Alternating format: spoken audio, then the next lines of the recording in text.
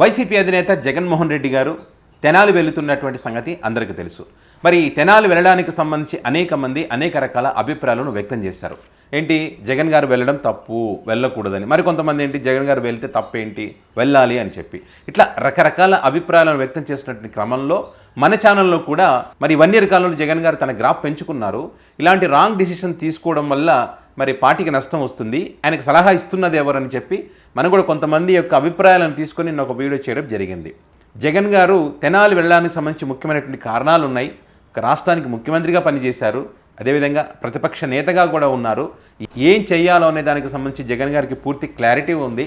ఎవరో సలహా ఇచ్చినంత మాత్రాన్ని గుడ్డిగా నమ్మి వెళ్ళరు.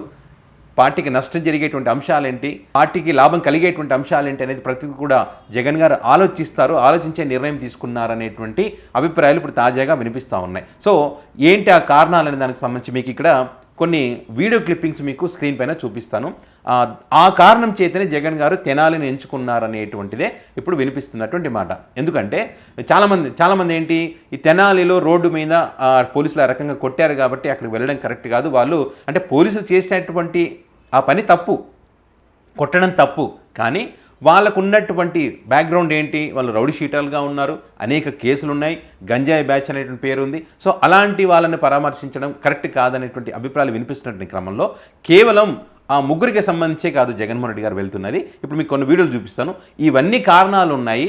ఇక్కడ ఒక తెనాలిలోని ఈ మధ్యకాలంలో ఎక్కువగా ఇలాంటి ఘటనలు జరుగుతున్నాయి. పోలీసుల వ్యవహార శైలి కరెక్ట్గా లేదు, సామాన్యులు కూడా భయభ్రాంతులకు గురవుతున్నటువంటి పరిస్థితి ఉంది. సో వీటన్నింటినీ అక్కడ ప్రస్తావించడంతో పాటు తెనాలిలో ముఖ్యంగా వాటిని ప్రస్తావించడంతో పాటు, ఎందుకంటే ఈ మధ్యకాలంలో తెనాలి అనేటువంటిది ఎక్కువగా నేషనల్ లెవెల్లో దీనికి సంబంధించి చర్చ జరిగింది కాబట్టి అక్కడ ఈ అంశాలను ప్రస్తావించబోతున్నారు. రాష్ట్ర వ్యాప్తంగా పోలీసులు వివరించినటువంటి తీరు, అదేవిధంగా రాష్ట్ర వ్యాప్తంగా పోలీసులు వివరించినటువంటి తీరుకు సంబంధించి కూడా కీలకమైనటువంటి అంశాలను ప్రస్తావించబోతున్నారనేదే ఇప్పుడు జరుగుతున్నటువంటి చర్చ. ఏంటి ఆ వీడియోలు అనేది మీకు స్క్రీన్ పైన పెడతాను, ఒకసారి చూడండి.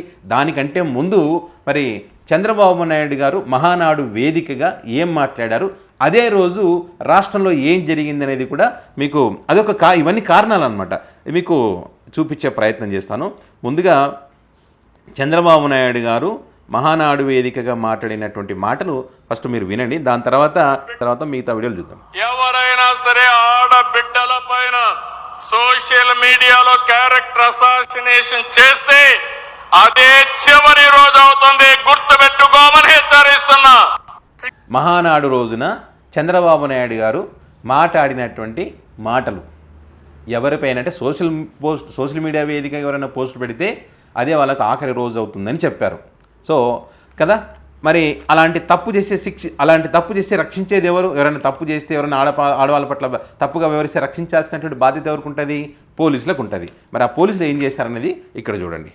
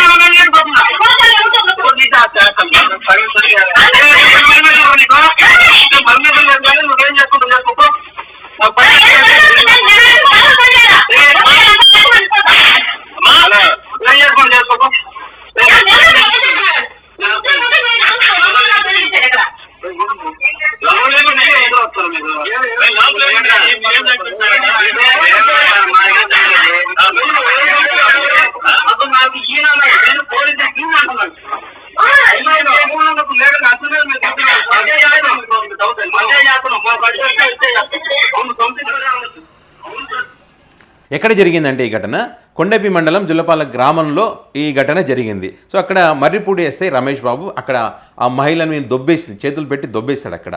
సో ఎందుకు వెళ్ళాడు అక్కడికి అంటే ఆ షాప్ ఎదురుగా కొన్ని దొంగతనాలు జరిగాయంట, వాటికి సంబంధించి సీసీ ఫుటేజ్ కావాలని అడిగారంట. ఆ కిరాణా షాప్ ఓనర్ ఎవరంటే కొండలరావు. ఈ కొండలరావు అనేటువంటి వ్యక్తి బయటికి వెళ్ళాడంట. ఆ వ్యక్తికి ఫోన్ చేస్తే నేను ఖచ్చితంగా వచ్చిన తర్వాత ఇస్తాను సార్ అని చెప్పారంట. నువ్వు వచ్చేదాకా నేనేందుకు కాగలరా అని చెప్పి, నీ పర్మిషన్ నాకు కావాలని చెప్పి వ్యక్తి అక్కడికి వెళ్ళాడు. అక్కడ వెళ్ళినప్పుడు ఆ కిరాణా షాప్లో కొండలరావు చెల్లెలు ఉన్నారు. అక్కడ ఉన్నప్పుడు మీరు ఇట్లా మగవాళ్ళు లేనప్పుడు ఎట్లా వస్తారు సార్ అని రాకండి అని చెప్తుంటే చేతులు పెట్టి దొబ్బేశారు. ఆ రోజు ఈ చంద్రబాబు నాయుడు గారు మాట్లాడిన రోజు ఈ ఘటన జరిగింది ఒంగోలులో. మరి రక్షించాల్సిన వాళ్ళు ఈ రకంగా చేస్తూ ఉంటే? కొండల్లో చెప్పాడంట, నేను ఉన్నప్పుడే తీసుకోవాలని. ఆ సీసీ ఫుటేజ్ ఉంటుంది కదా, ఆ డేటా ఉంటుంది కదా, ఆ డేటా తీసుకోవడానికి. ఎందుకంటే ఈ వ్యక్తి గతంలో ఈ కొండలరావు ఒక కంప్లైంట్ ఇస్తే ఈయన కేసు పరిష్కారం చేయకుండా అటువైపు వాళ్ళకు సపోర్ట్ చేశారంట వ్యక్తి. సో మీ పోలీసుల మీద నాకు నమ్మకం లేదు, నేను లేను కదా, అది మైండ్లో పెట్టుకొని ఏమన్నా మీరు అప్పుడు నేను మిమ్మల్ని వ్యతిరేకించాను కాబట్టి అది మైండ్లో పెట్టుకొని నా షాపులో ఏదో గంజాయి పెట్టో ఏదో పెట్టో నన్ను ఏదైనా చేస్తే నా పరిస్థితి ఏందని చెప్పి భయపడుతున్నటువంటి పరిస్థితి. భయపడ్డాడంట ఆ వ్యక్తి, చెప్పాడంట మిమ్మల్ని నేను నమ్మను సార్, నేను వచ్చిన తర్వాత ఇస్తానని చెప్తే కూడా మరి ఆ రకంగా వెళ్ళి అక్కడ ఉన్నటువంటి చిన్నపిల్లలు ఉన్నారు వాళ్ళని కూడా దూషించడం, ఆ మహిళలను అట్లా తోసేయడం. మరి పోని వెళ్తున్నారనుకోండి, కనీసం ఒక మహిళా కానిస్టేబుల్ అన్న తీసుకొని వెళ్ళాలి కదా, వెళ్ళలేదు. మరి ఇది తప్పు కదా? మరి ఇట్లాంటి వాళ్ళను మరి రాష్ట్ర హోంశాఖ మంత్రి వంగల్పూడి అనిత గారు ఏం చెప్తున్నారు, వాళ్ళ డ్యూటీ వాళ్ళు చేసుకొని ఇవ్వండి అంటారు. ఇదా చేసుకోవాల్సింది. ఒక పక్క చంద్రబాబు నాయుడు గారు తాట తీస్తే చివరి రోజు అంటారు, వీళ్ళేమో వాళ్ళ డ్యూటీ వాళ్ళు చేసుకోండి అని అంటారు. ఇది కరెక్టా? మరి దీనికి ఎలాంటి శిక్ష వేయాలి మనం? సో ఈ అంశాన్ని కూడా జగన్మోహన్ రెడ్డి గారు ప్రస్తావించబోతున్నారు. అదేవిధంగా ఇంకొక వీడియో, తెనాలిలో జరిగినటువంటిది ఇంకొక వీడియో.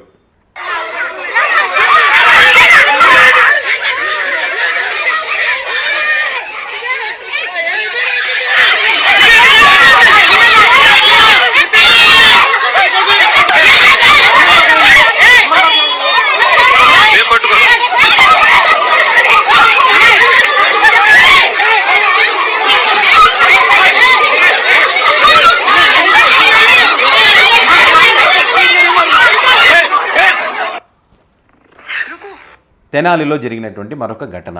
ఇక్కడ మేరీమాత విగ్రహానికి సంబంధించి ఏదొక ఇష్యూ జరిగింది అక్కడ. సో అందుకోసం అని చెప్పి మరి పోలీసులు అక్కడికి వెళ్ళి మరి అక్కడ మహిళలు పట్టుకుంటే అడ్డుపడితే కూడా వాళ్ళని దొబ్బేసి వాళ్ళని కింద పడేసి చూశారు కదా వీడియోలో, ఆ రకంగా చేసింది. దీనికి సంబంధించి దాని వెనక ఏం జరిగిందనే విషయాలు కూడా జగన్మోహన్ రెడ్డి గారు ప్రస్తావించేటువంటి అవకాశం ఉంది. అయితే ఇక్కడ ఉన్నటువంటి సిఐ ఎవరైతే ఉన్నారో, మన ముగ్గురు యువకులను నడి రోడ్డు మీద కొట్టారు కదా, ఆ కొట్టినటువంటి వాళ్ళలో ఒక వ్యక్తి మోకాలపైన తొక్కుతా ఉంటే ఒక వ్యక్తి కొడతా ఉన్నారు, ఒక పోలీస్ అధికారి. ఆయననే ఇక్కడ కూడా ఆయననే ఉన్నారు ఇక్కడ. అదే కాకుండా తెనాలికి సంబంధించి మరొక ఘటన. ఏంటి ఆ ఘటన? బంగారం వ్యాపారం చేసుకునేటువంటి సిద్దికి ఎవరైతే ఉన్నారో అతను మరి దొంగతనం చేశారని చెప్పి ఎవరో కంప్లైంట్ ఇస్తే మరి అక్కడ పిలిపించి మరి ఆయనను అవమానిస్తే, ఆ వ్యక్తిని అవమానించిన తర్వాత ఆ వ్యక్తి అవమానం తట్టుకోలేక శారీరకంగా మానసికంగా చాలా హింసిస్తే అది అవమానం తట్టుకోలేక ఆత్మహత్య చేసుకొని చనిపోయాడు ఆ వ్యక్తి. బంగారం వ్యాపారం చేస్తారంట, నీతిగా నిజాయితీగా పనిచేస్తారంట ఆ వ్యక్తి. ఆ చుట్టుపక్కల ఉన్న వాళ్ళందరూ ఆ పక్కన వాళ్ళు అందరూ చెప్తా ఉన్నారంట, ఎలాంటి తప్పు చేయడు, బంగారం తీసుకొచ్చి అమ్మడం కానీ ఎలాంటిది కూడా చెయ్యడని చెప్పారంట. మరి చెయ్యడు కాబట్టి, నిజాయితీ పరుడు కాబట్టి ఆ అవమానం తట్టుకోలేక ఆత్మహత్య చేసుకొని చనిపోయాడు. 2వ తారీఖు రోజున వాళ్ళ కూతురు బర్త్డే ఉందంట. ముందు రోజే భార్యను బిడ్డను వాళ్ళ ఊరికి మహారాష్ట్ర పంపించారంట. పాపం అదే రోజు వెళ్ళాల్సినటువంటి రోజే ఆ వ్యక్తి చనిపోయాడు. సో ఇది ఎక్కడ బయటికి వస్తుందో అని చెప్పి మరి అక్కడ పోస్ట్ మార్టం చేసి వాళ్ళని భయపెట్టించేసి మహారాష్ట్ర పంపించేశారు డెడ్ బాడీని అని చెప్తా ఉన్నారు. సో ఈ అంశానికి సంబంధించి కూడా జగన్మోహన్ రెడ్డి గారు ప్రస్తావించేటువంటి అవకాశం ఉంటుంది. మరి అదే కాకుండా దాచేపల్లి పోలీస్ స్టేషన్కి సంబంధించి హరికృష్ణ అనేటువంటి వైఎస్ఆర్ కాంగ్రెస్ పార్టీకి చెందినటువంటి వ్యక్తిని మరి అక్కడ పోలీస్ స్టేషన్కి తీసుకువెళ్ళి ఇష్టానుసారంగా కొట్టి 3rd డిగ్రీ, ఇంకా స్టేషన్కి వెళ్తే 3rd డిగ్రీ, ఆ రకంగా దారుణంగా కొట్టినటువంటి క్రమంలో మరి ఆ గ్రామస్తులంతా కూడా మరి పోలీస్ స్టేషన్ చుట్టుముట్టినటువంటి పరిస్థితి. చుట్టుముట్టి వాళ్ళు పోకపోయింటే కనుక ఖచ్చితంగా ఆ వ్యక్తి చనిపోయేవాడని చెప్పి వాళ్ళంతా చెప్తా ఉన్నారు. గొడవ చేశారు, అక్కడికి వెళ్ళి చుట్టుముట్టారు. మరి ఏం చేస్తావు, ఏం చేశాడని తీసుకొచ్చారు, ఎక్కడున్నారని చెప్పి, ఎక్కడున్నాడు కూడా తెలీదు. వీళ్ళంతా డిమాండ్ చేస్తే తప్ప, వీళ్ళంతా గట్టిగా అక్కడ గొడవ చేస్తే తప్ప ఆ వ్యక్తి హరికృష్ణ అనే వ్యక్తి మరి బయటికి రానటువంటి పరిస్థితి. కొట్టడంతో నడవలేనటువంటి స్థితిలో మరి హరికృష్ణ ఉన్నాడు. ఇంత దారుణంగా పోలీసు అధికారులు వివరిస్తున్నారనే అంశాలు కూడా మరి ఏ రకంగా చేస్తూ ఉన్నారనే అంశాలు జగన్ గారు ప్రస్తావించేటువంటి అవకాశం ఉంటుంది. మరొక అంశం, డిఎస్సి అభ్యర్థులు ఉన్నారు పాపం. వాళ్ళ కష్టాలు, వాళ్ళ కన్నీళ్ళు, వాటి గురించి ఎవరు పట్టించుకునేటువంటి పరిస్థితి లేదు. పోనీ వాళ్ళు రోడ్డెక్కి ప్రశ్నిద్దామంటే వాళ్ళు చదువుకోవడానికి టైం లేనటువంటి క్రమంలో వాళ్ళు కొంత శాంతియుతంగా నిరసన వ్యక్తం చేస్తున్నటువంటి పరిస్థితుల్లో మరి వాళ్ళకి సంబంధించి కూడా పోలీసులు ఏ రకంగా వివరిస్తున్నారో అది కూడా ఒకసారి మీరు చూడండి పాపం.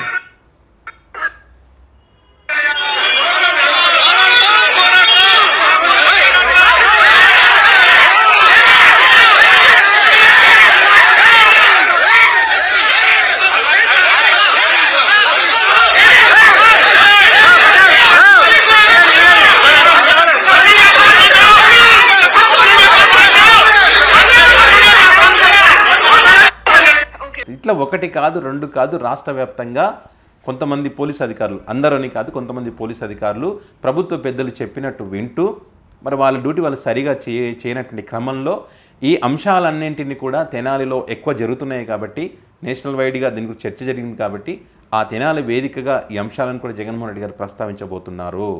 ఆడవాళ్ళ పట్ల అఘాయిత్యాలు, చిన్నారుల పట్ల అఘాయిత్యాలు జరుగుతూ ఉన్నాయి. వాళ్ళకి సంబంధించి ఎక్కడ కూడా మరి హోంమంత్రి వంగలపూడి అనిత గారు చెప్పినట్టు శిక్షించడం లేదు, ఎక్కడ కూడా వాళ్ళ ఇంట్లో వెళ్ళి పరామర్శించడం లేదు వీళ్ళెవరు కూడా. మరి కడపలో జరిగింది, మహానాడు నిర్వహించుకున్నారు, మరి అదే ప్రాంతంలో జరిగినటువంటి 3 ఏళ్ల చిన్నారి కుటుంబాన్ని ఎవరైనా పరామర్శించారా? ఇలాంటి తప్పులు జరగమని చెప్పారా?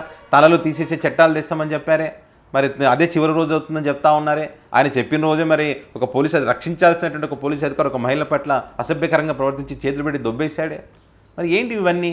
పోలీసుల యొక్క పనితీరుకు సంబంధించి మార్చుకోకపోతే భవిష్యత్తులో ఇబ్బందులు తప్పవు అనేటువంటి విషయాన్ని జగన్ గారు ప్రస్తావించబోతున్నారు. సో చూడాలి మరి జగన్మోహన్ రెడ్డి గారు అక్కడికి వెళ్ళిన తర్వాత ఇంకా ఎలాంటి అంశాలను ప్రస్తావిస్తారో, ఇంకా ఏ విషయాలను చెప్తారో అనేటువంటి ఆసక్తి కూడా చాలా మందిలో నెలకొని ఉంది. ప్రభుత్వాలు శాశ్వతమా? కాదు కదా. వాళ్ళు ఎంతో కష్టపడి కొన్ని వేల మందిని దాటుకొని కాంపిటీషన్లో కష్టపడి జాబులు సంపాదించుకుని ఉంటారు. ఇట్లా ఇప్పుడు తాత్కాలికమైనటువంటి ప్రభుత్వాలు రేపు ఉండొచ్చు, ఊడిపోవచ్చు. మీ ఉద్యోగాలు శాశ్వతం కదా.